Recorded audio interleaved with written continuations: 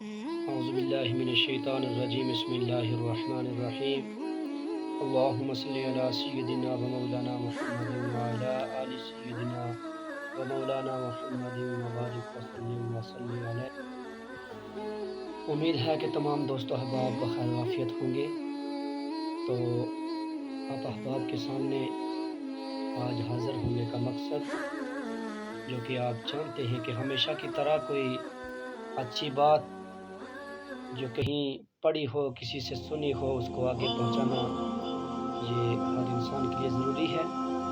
تو دوستو، آج آپ احباب کے سامنے عرض کرنا چاہتا ہوں کہ رب ذوالجلال کا ذکر کثرت کے ساتھ کرو اور نماز قائم کرو، حج کرو اگر صاحب استطاعت ہو، زکوٰۃ ادا کرو اور مخلوق کے ساتھ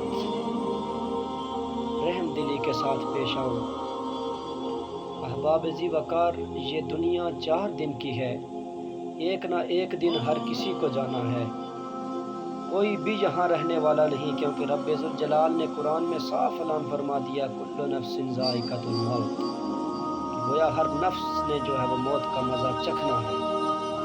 یہاں کوئی وزیر اعظم صدر نہیں بچے گا، کوئی راجہ چودھری سردار نہیں بچے گا، کیونکہ ہر نفس نے، ہر ذی روح نے موت کا مزہ چکھنا ہے۔ تو کیا پتہ کس موڑ پر ہماری موت لکھی ہوئی ہے، اس لیے رب ذوالجلال سے اپنے گناہوں کی معافی مانگا کریں، اور سب سے جو مین مقصد ہے وہ یہ ہے کہ نماز جو ہمارے اوپر فرض ہے اس کی باقاعدگی سے ادائیگی کیا کریں۔ احباب ذی وقار، ایک بادشاہ تھا نا، تو وہ ہمیشہ پھولوں کی سیج پر سویا کرتا تھا۔ اس کی جو خادمہ تھی وہ ہر روز اس کے لیے وہ پھولوں کی سیج تیار کرتی اور شام کو وہ آ کر اس سیج پر سوتا۔ تو ایک دن اس خادمہ نے سوچا کہ آخر اس سیج کے اندر ایسا کیا ہے کہ بادشاہ روزانہ اس سیج پر سوتا ہے، اس کے بغیر نہیں سوتا۔ تو اس نے جب وہ سیج تیار کی تو سوچنے لگے کہ آج میں بھی اس سیج پر لیٹ کر آرام کر کے تو دیکھوں کہ اس کے اندر ایسا کیا ہے۔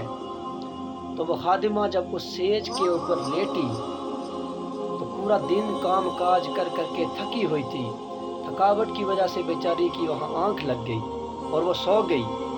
اور جب بادشاہ وہاں پر آتا ہے، اس خادمہ کو اپنی سیج پر سویا ہوا دیکھتا ہے، آگ بگولا ہو جاتا ہے کہ میں بادشاہ ہوں اور یہ میری خادمہ ہے، اس کی ہمت کیسے ہوئی کہ یہ میری سیج پر آ کے سو گئی ہے۔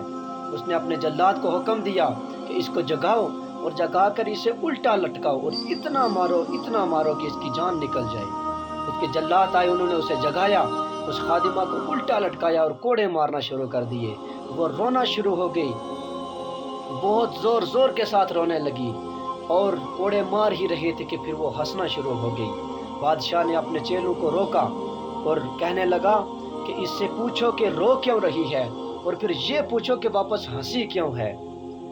جب انہوں نے پوچھا تو اس خادمہ نے جواب دیا کہ رو اس لیے رہی ہوں کہ جب جسم کے اوپر کوڑا لگتا ہے نا تو بہت تکلیف ہوتی ہے، اس کی وجہ سے رونا آتا ہے، اور ہنسی اس لیے ہوں کہ چند منٹ کے لیے اس سیج پر سوئی ہوں تو اتنی بڑی سزا مل رہی ہے، تو جو ساری زندگی اس پر سو رہا ہے اس کا کیا ہوگا۔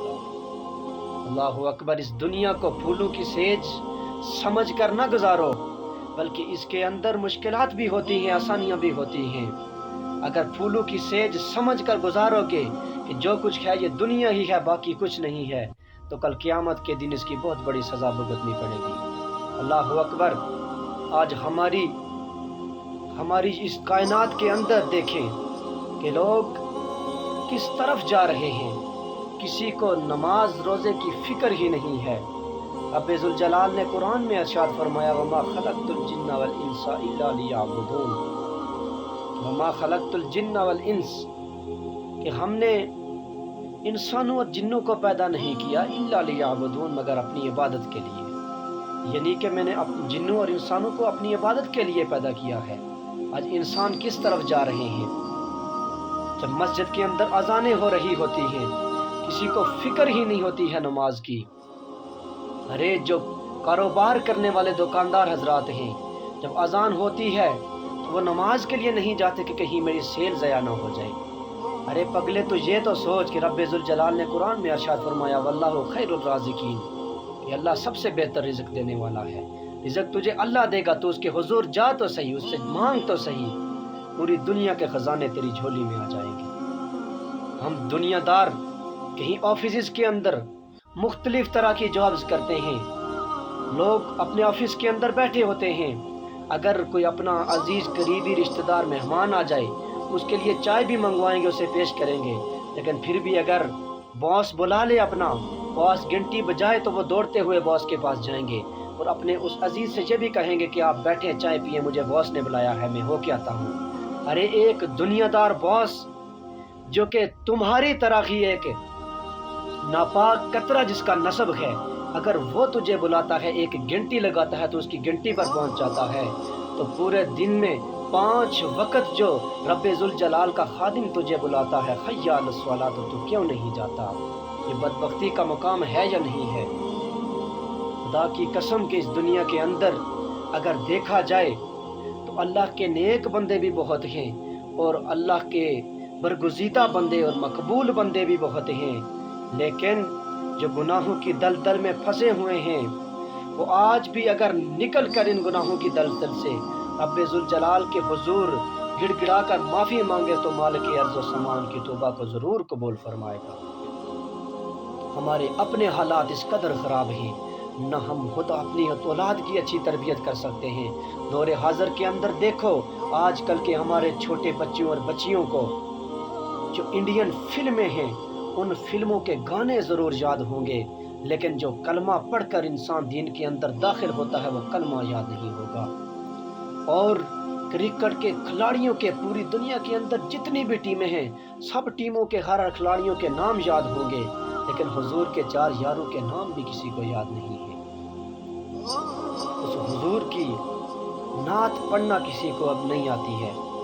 چھوٹے چھوٹے بچوں کو آپ آج کے دور کے اندر دیکھیں، میں ہر کسی کے لیے بات نہیں کر رہا ہوں لیکن زیادہ تر یہی ہے، چھوٹے چھوٹے بچوں کو آپ دیکھیں، ان کو طرح طرح کے گانے آتے ہوں گے لیکن حضور کی نعت نہیں پڑھ سکتے۔ یہ ان کی غلطی نہیں ہے، وہ ابھی چھوٹے ہیں، معصوم ہیں، یہ ان کے والدین کی غلطی ہے کہ وہ انہیں دین کے راستے پر کیوں نہیں بھیجتے ہیں۔ اگر دین کے راستے پر بھیجے تو وہ نعت بھی پڑھیں گے، اس حضور کی نعت کہ جس کی پیدائش کے وقت جب حضور دنیا میں تشریف لائے تو سر سجدے میں رکھ دیا ربی حبلی امتی۔ اور اس امت کی آج یہ پوزیشن ہے کہ اس امت کے جو لوگ ہیں وہ اپنے بچوں کو قرآن پڑھنا نہیں سکھا سکتے، نعت پڑھنا نہیں سکھا سکتے۔ خدا کے واسطے اپنے بچوں کو محلے کی مساجد کے اندر بھیجو، وہاں پر جا کر وہ ناظرہ قرآن سیکھیں، نماز سیکھیں، کلمے سیکھیں، اور جو اچھے بچے ہیں، چلنے والے بچے ہیں، اگر آپ کے لائق ترین بچے ہیں تو انہیں مدارس کے اندر چھوڑو، قرآن مجید کو حفظ کرواؤ۔ جب قرآن مجید کو حفظ کرواؤ گے کل قیامت کے دن تمہارے ماتھے پر ایسا تاج ہوگا، نورانی تاج ہوگا کہ جس کی چمک 14ویں کے چاند سے بھی زیادہ تیز ہوگی۔ میری سب لوگوں سے اپیل ہے، امت مسلمہ کے نوجوانوں، تم لوگوں کے بیٹے انڈین فلموں کے گانے پڑھتے ہوئے اچھے نہیں لگتے، حضور کی نعت پڑھتے ہوئے اچھے لگتے ہیں۔ تم لوگوں کے بچے طرح طرح کی فلموں کے ڈائلاگ بولتے ہوئے اچھے نہیں لگتے، تمہارے بچے نماز پڑھتے ہوئے اچھے لگتے ہیں۔ تمہارے بچے سینما کی طرف جاتے ہوئے اچھے نہیں لگتے، رب ذوالجلال کی عزت کی قسم تمہارے بچے ہاتھ میں قرآن اٹھائے مسجد کی طرف جاتے ہوئے اچھے لگتے ہیں۔ اپنے بچوں کی اچھی تربیت کریں، قرآن پڑھیں، دین پڑھیں اور مخلوق کے ساتھ، لوگوں کے ساتھ اچھائی کے ساتھ پیش آئیں۔ اللہ تعالیٰ سب کو نیک اعمال کرنے کی توفیق عطا فرمائے۔ وآخر دعوانا ان الحمد للہ رب